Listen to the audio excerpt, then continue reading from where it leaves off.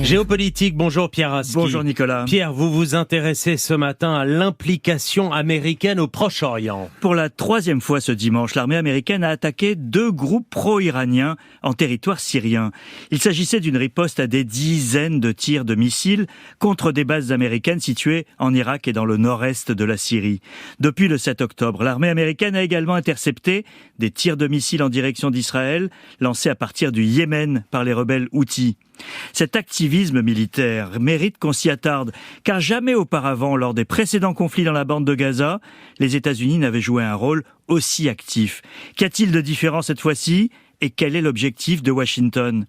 Il faut d'abord relever que l'administration Biden a été très rapide à déployer des forces considérables dans la région après le 7 octobre, comprenant que ce n'était pas un événement classique.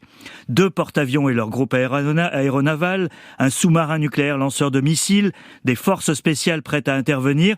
On n'avait pas vu un tel déploiement américain au Proche-Orient depuis la Seconde Guerre mondiale, souligne dans L'Orient le jour de Beyrouth le professeur de Relations internationales Joseph Maïla. Et pour quelle raison donc ? Cette présence est de protection et de dissuasion, explique cet universitaire franco-libanais.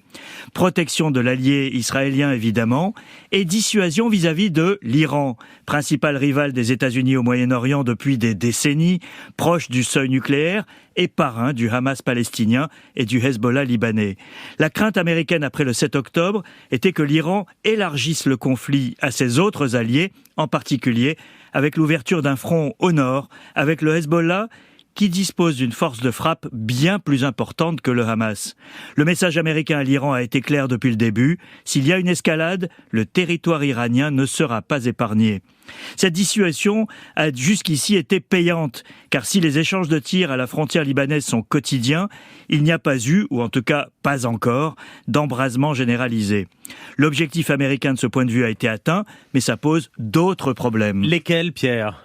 L'engagement américain est tel, Nicolas, que les États-Unis, qu'ils le veuillent ou pas, sont associés aux yeux des opinions publiques à la guerre que mène Israël dans la bande de Gaza, y compris, on le voit quotidiennement avec les images de détresse des civils, dans le type de guerre choisi par l'État hébreu. Joe Biden a donc à gérer 3 fronts simultanés. Celui du terrain militaire avec les risques pour ses troupes, celui de son opinion publique aux États-Unis qui se divise à moins d'1 an de l'élection présidentielle, en particulier les jeunes démocrates sensibles à la cause palestinienne. Et enfin, le ressentiment qui monte dans le reste du monde lorsque les États-Unis, par exemple, mettent leur veto à une demande de cessez-le-feu aux Nations Unies. Le président américain est le seul à pouvoir faire pression sur Israël pour arrêter, et il devra donc décider quand il le fera. Et il est attendu sur l'après, ayant promis une solution politique.